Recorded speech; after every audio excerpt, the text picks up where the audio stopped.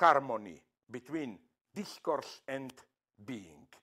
Being can be logically apprehended, said. For Lacan, again, as you pointed out, this is the anti-philosophical core of Lacan. There is something which introduces a crack here. Here is a nice quote from Lacan of 1966, his seminar on the object of psychoanalysis. Quote, I challenge whichever philosopher to account now for the relation that is between the emergence of the signifier and the way jouissance relates to being. No philosophy, I say, meets us here today. The wretched, aborted freaks of philosophy, which we drag behind us from the beginning of the last, means 19th century, as the habits that are falling apart, are nothing but a way to frisk rather than to confront this question, which is the only question about truth and which is called and named by Freud the death drive, the primordial masochism of jouissance. All philosophical speech escapes and withdraws here. Now, I will try here to be at the same time critical but also positive towards Lacan. First, I would say what always fascinated me in Lacan is what did he, one enigma which an ex-colleague of Alain, François Balmes, in his very good studies on Lacan emphasized, the great mystery and perhaps the best way to approach Lacan is to ask a very simple, almost detective question. Lacan obviously knew Heidegger very well. Why then did he stick to the notion of the subject? Why didn't he drop subject?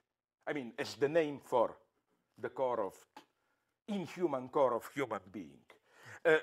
I think the reason is, and here again, from a weird perspective, I approach one of the big topics of Alain, where I agree with him, the relationship between language and truth. Where I support Alain fully is in his, the way I understand it, anti-hermeneutic trust of not identifying truth with. The one who developed this most radically was Heidegger, arguably. This idea that truth is ultimately the historically destined horizon of being which dwells, is inscribed into our language. And in this historicized transcendental mode, a Heideggerian would have said, this is the unsurpassable horizon of our access to truth. The ultimate, the furthest you can go is to reflect on the horizon of how things appear to you, of how being is disclosed. For example, you can make, I don't know how many speculative quantum physics discoveries, but in order to pursue them, you already have to have a certain historically destined, embodied in language, pre-understanding of being. So all we can do then is to think the event, not in Alain's sense, but as Heideggerian Ereignis, of new destinies of being. This totally abyssal game of eventual occurrences of modes of disclosure is the ultimate horizon. So in this sense, for Heidegger, language is the house of being. What Lacan does here, basically, I think, is just to add something, a dimension missing in what Lacan does here, missing in Heidegger. To put it in cynical terms, for Lacan, language is not just the house of being, it's a torture house of being. We are basically tortured by language. That's all the topic of castration, distortion, and so on. We are never at home in the house of being. It's a traumatic discord. And again, the name of this discord is jouissance. And So here I come to Alain. I don't like Elfriede Jelinek. Her style is too dirty for me. But she said something that I deeply agree with, a wonderful phrase. She said, language should be tortured to tell the truth. I think that this would be the second counterpart, that we should drop all this hermeneutic trust into, the access to truth is open yourself to the message which is in language. No, we should torture language. And I think maybe we should even read poetry and art in this way, as different modes of torture. What is poetry? It's a great torture of language. Imagine how you have to torture language to write a simple sonnet form. Cut words, squeeze them, and so on. Even in cinema as art, what was Eisenstein doing? My God, all his works are already works of extreme violence and torture. Cut, montage, stitch it together, and so on. Now you will say, yeah, this is Eisenstein's manipulative approach. What about the great opposition to Eisenstein? André Bazin, Rossellini, Arthur Tarkovsky, where you have the passive attitude of just filming, not intervening. Well, I would say it's a different mode of torture. It's slow it down. How do you call that instrument where somebody is tortured so that you tie him up and then stretch it? Yeah, that's Tarkovsky. So I would say, imagine a debate between Eisenstein and Tarkovsky. It's like two torturers. What's the better way to squeeze out the truth? And I agree with Alain. I think that of course, we think in language, but nonetheless, paradoxically, language is not our horizon. Language in its, let's call it naively, mythopoetic function. Language, as you know, poetry in the bad sense of poetry as founding a nation and so on. I think that we can do more. Truly great artists, poets do more. They torture their language. They force it to go beyond. We can, within language, think with language, against language, to arrive at a true universality. This is a very radical thesis, but I think it's crucial.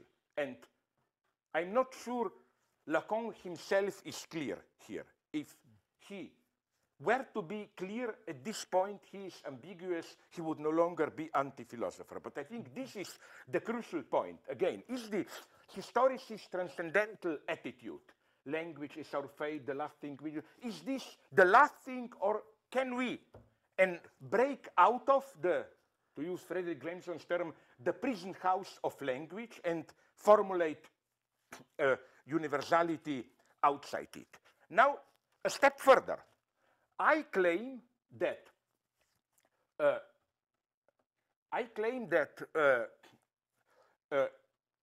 this is why, as Balmes demonstrates, Lacan stick to the notion of subject. Subject for Lacan, as you pointed out when you emphasize this weakness and so on, subject for Lacan is not in this modern way the excess of this Cartesian subject, not in Descartes' sense, but more in this Heideggerian sense of modern subjectivity, dominate the world, mediate it, technologically master it, and so on. Subject is the one who, as Lacan puts it, who suffers from the symbolic. It's tortured. And to designate this, Lacan, this dimension of being tortured by language is missing in Heidegger, which is why I'm so sad I don't have time to develop this, why I think Lacan emphasizes a feature of Antigone, which is totally absent in Heidegger. In his two great readings of Antigone, Heidegger never mentions this famous position in between the two deaths. That is to say, you are still biologically alive, exclude from, because this is the pure position of what Agamben later calls homo sacer, of subject as tortured. And I'm even tempted to say, to make a quick, far-fetched reference to fashionable one, fashionable in accusations against Heidegger, to concentration camps and so on. You know where you can see that Heidegger misses this dimension. You know that famous passage from Heidegger, which horrified many people, where he says that in concentration camps, they were just in an industrial way producing corpses. People were not really dying there. Well, of course, this is true in a way, but I would say it is true for the executioners. If you were somebody dying in Auschwitz, you didn't feel, oh my God, I'm just an object being technologically produced, no? Precisely this other side is missing here. Now we can go on. Because of all this, of this dimension missing, I agree with what you developed as Lacan, from truth to knowledge about truth to knowledge. I would only say that maybe desperately there is an alternate way to read this as not anti-philosophical. In what sense? You know that strictly parallel to the movement that you described in these precise terms is, and this is very nicely, incidentally, I love this naivety of Balmes, who makes a brutal clinical judgment on Heidegger. I love it. It appears brutal nonsense, but where he says that the problem with Heidegger's description of, for example, Dasein being there in Sein und Zeit is that it's good for neurotics, but it doesn't cover psychotics. You know in what naive sense he was right?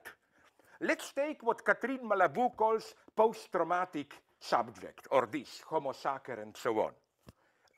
They describe a subjective position of this suffering, being tortured by language and so on, which I think, you know how Heidegger describes being human in time and being, as this from future to the past to present, engaged existence and so on. You are out of that. You are no longer caught into this structure of care, engaged existence, but nonetheless you are not outside animal. You are still human, being deprived of it. This would be vaguely the psychotic position. For this, there is no place in Heidegger. So I find this a very nice thesis of how, again, Lacan sticks to the notion of subject, not because he remains modern age, faithful to modern age subjectivity, which is the cause of our crisis. He does, but for the opposite reason. And now I want just to supplement you. Balmes shows in a triumphant way here how this movement from truth, knowledge of truth, knowledge is strictly correlative in Lacan to the forceful reaffirmation of the Cartesian cogito. When you have this late Lacan's knowledge, always you should think cogito. Here,